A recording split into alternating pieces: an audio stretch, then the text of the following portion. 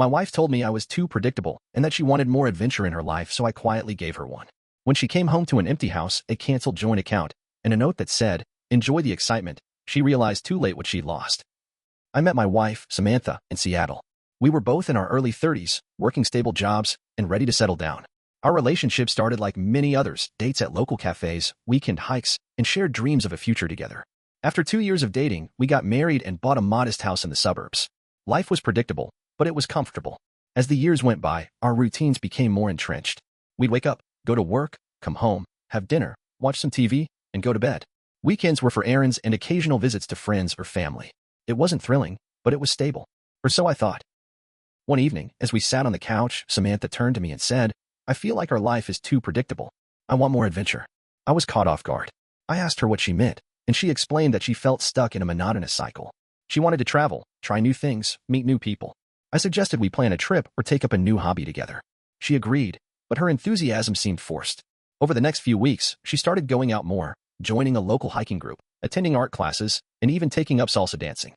I was supportive, thinking this was her way of finding the excitement she craved. However, she became distant. She'd come home late, often after I'd gone to bed. She was always on her phone, smiling at messages she wouldn't share. Our conversations became superficial. I began to suspect something was amiss. One night, curiosity got the better of me, and I checked her phone. What I found shattered me.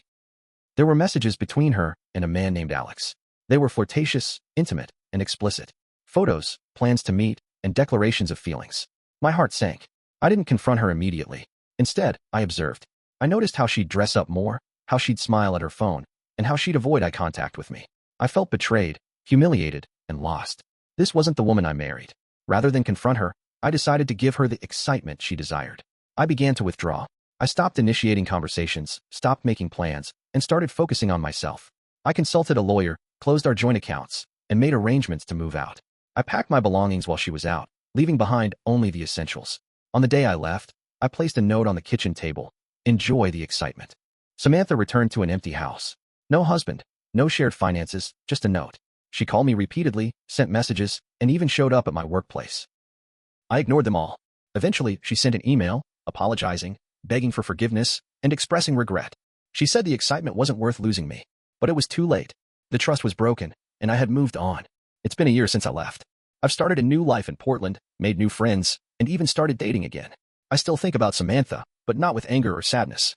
Instead, I feel a sense of closure. Sometimes, people don't realize what they have until it's gone. Samantha wanted excitement, and I gave it to her in the most unexpected way. If you're in a relationship and feel something is missing, communicate. Seek solutions together. Don't look elsewhere for fulfillment. Because once trust is broken, it's hard to rebuild. And if you're the one feeling neglected, don't be afraid to speak up. Your feelings are valid, and you deserve happiness.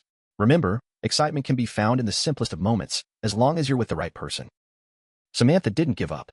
Not after the email. Not after the silence. She started showing up everywhere. My gym. The cafe I'd found down the block from my new place in Portland.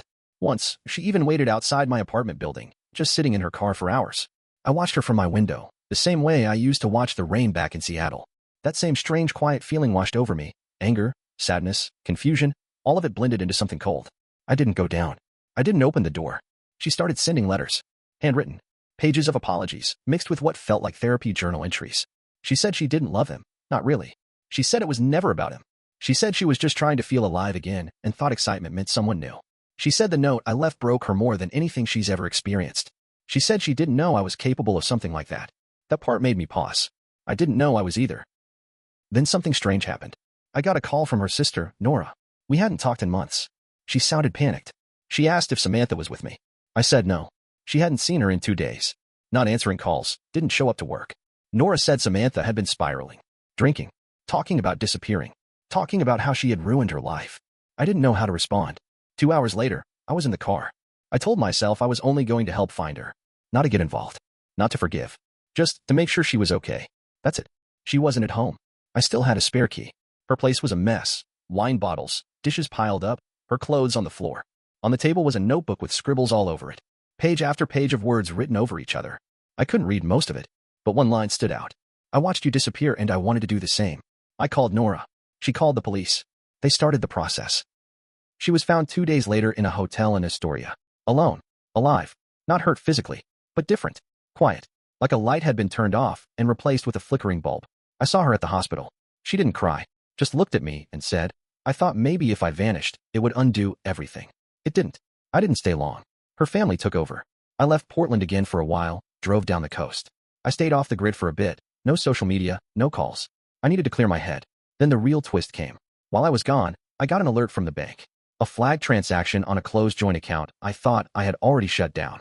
It was Samantha. Somehow she'd accessed it, moved money. Not a lot, but enough to trigger a freeze. When I called the bank, they said it had been done in person, in Seattle. When I called Nora, she hesitated before telling me. She moved back to your old house. What? She bought it. That house wasn't even on the market. But Samantha had convinced the owners to sell it back. She used her savings, begged them, said it was the only place that felt like home. I felt sick. It was like she was trying to undo time. Rewind it. Go back to some version of us that didn't exist anymore. Like if she sat in the same rooms and played the same music and lit the same candles, she could pretend the betrayal never happened. I drove up. I didn't call. I didn't warn her. When I got there, she was sitting on the porch, wearing the same sweater she used to steal from me, drinking tea from my old mug. She looked up. I knew you'd come. I said nothing. She stood up, opened the door. Everything's inside. Exactly how it was. Even your books. Even the photo frame from the night we got engaged. I asked her, why are you doing this? She didn't answer right away. Just stood there, then finally said, because I'm trying to erase the moment I ruined everything. I wanted to yell. I wanted to scream at her for what she did. For dragging this out. For not letting go. For making me the villain in her story now, too. But I didn't. Because part of me realized something she hadn't said yet. This wasn't about getting me back. This was about control. Twisted, backwards control. If she could recreate the life we had, maybe she wouldn't have to live with the guilt. Maybe she could pretend I never left. Maybe she could pretend she never cheated. Never lied. Never lost. I left without saying another word. 2 days later, she sent me a text. No words. Just a photo of the living room. The same couch. The same lamp. And our wedding photo framed on the wall. I don't know what she wants anymore. But I know this. This isn't over. A week passed. I tried to move on again, but the photo she sent kept pulling me back. Not because I missed her. Not because I wanted to go back. But because something about it didn't sit right. The frame in the picture, our wedding photo, it was broken when I left. The glass had cracked during one of our last arguments. I'd left it on the shelf with a split down the middle of our faces. I never replaced it. But in the photo she sent, the glass was perfect. I zoomed in. There was something off. The photo was different. Our smiles looked too wide. Her hair was styled differently. The lighting didn't match the old house. It wasn't our wedding photo. She had recreated it. I checked the metadata on the photo she sent. It was taken 2 days ago. That shook me more than I expected. This wasn't grief or desperation anymore. This was obsession. She was remaking memories. Building a version of our life that never existed. Rewriting reality in her head. I started to worry, not just for her, but about what she might do next. Then came the call from my boss. I got a strange email today, he said. From Samantha. She said she was your wife and that she needed to verify some information for a background check. She sounded off. I hadn't spoken to Samantha in weeks. I had never given her my new job info. Yet somehow she found it. I asked my boss to forward the email. It was long, weirdly formal, like someone pretending to be a version of herself that didn't exist anymore. The email ended with, I just want to make sure he's happy there. That same day, a new account followed me on Instagram. No name. No photo. Just one post. A shot of me walking into my apartment building from the back alley. Taken from a distance. Like a stalker shot. That night, I checked my locks. Then I checked my email. There was a message from her. Subject line. Home is still home. The body was just a link to a listing. It was our old house. Up for rent. She was gone. I called the realtor pretending to be a prospective tenant.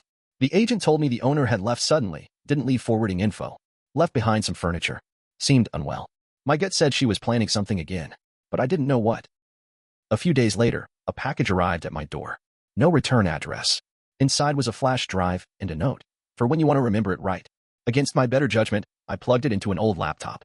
There were video files. Dozens of them. She had filmed us. Secretly. From her old house. Angles I'd never seen.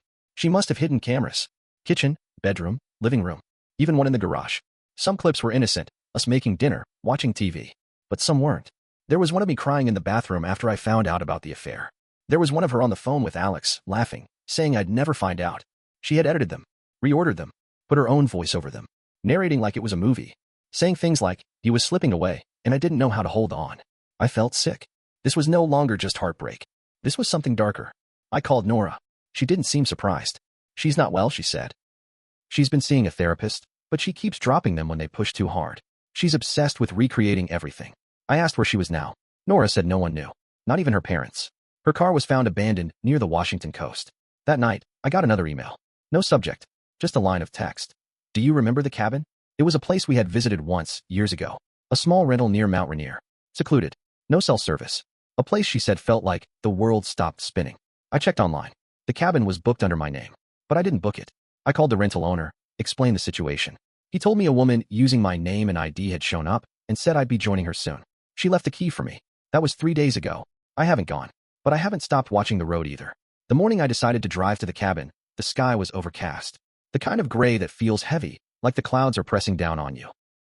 I didn't pack much. Just enough for a night. I didn't even tell anyone I was going. I wasn't going to confront her. Not really. I just needed answers. The drive was silent. No music, no phone calls. Just my thoughts. I kept wondering what kind of person does this. What kind of person breaks someone, then tries to recreate the pieces like they were never shattered? And then, what kind of person follows them into the wreckage? The cabin looked just like I remembered. Small, wood-paneled, quiet. Her car was parked in front. The same beat-up Honda Civic from years ago. I pulled up behind it, killed the engine, and sat there for a full minute. Then I went inside. She was waiting. Sitting on the floor by the fireplace, wrapped in a blanket like some scene from a movie she'd written in her head. She looked thinner. Older. Eyes tired in a way I hadn't seen before. You came, she said. I didn't answer. Just stood there. I made coffee, she added, nodding toward the kitchen. I don't want coffee, I said. I want the truth. She stood up slowly. You already know the truth. No, I snapped. I know the surface. The affair. The lies. The note. The stalking. The cabin. But I don't know why. I don't know what the hell this is. Her face cracked. Like something inside her finally gave way. Because I thought I was disappearing. And you didn't see it. You didn't see me.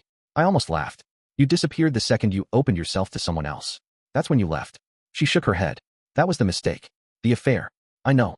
I know it was wrong. But everything before that, it felt like I was dying. Like I was playing the role of someone else's wife.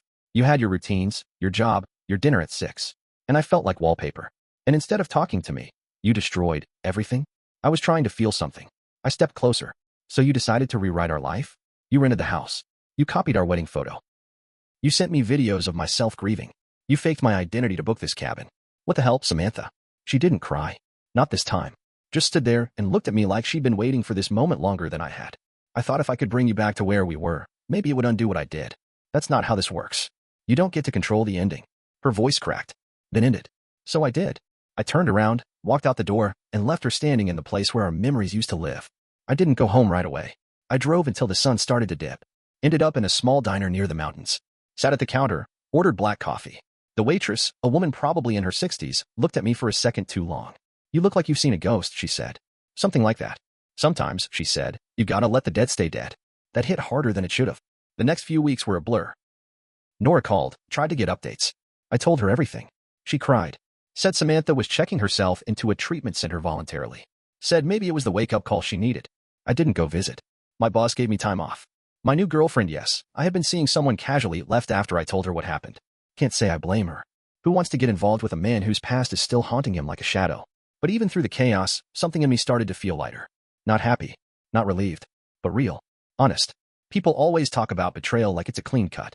It's not. It's messy. It bleeds into everything. It confuses you. Makes you doubt yourself. Makes you question every smile, every shared memory. But in the end, it also clears the noise. I know who I am now. Not the husband. Not the victim. Not the man who left a note. Just a man who survives someone else's version of love.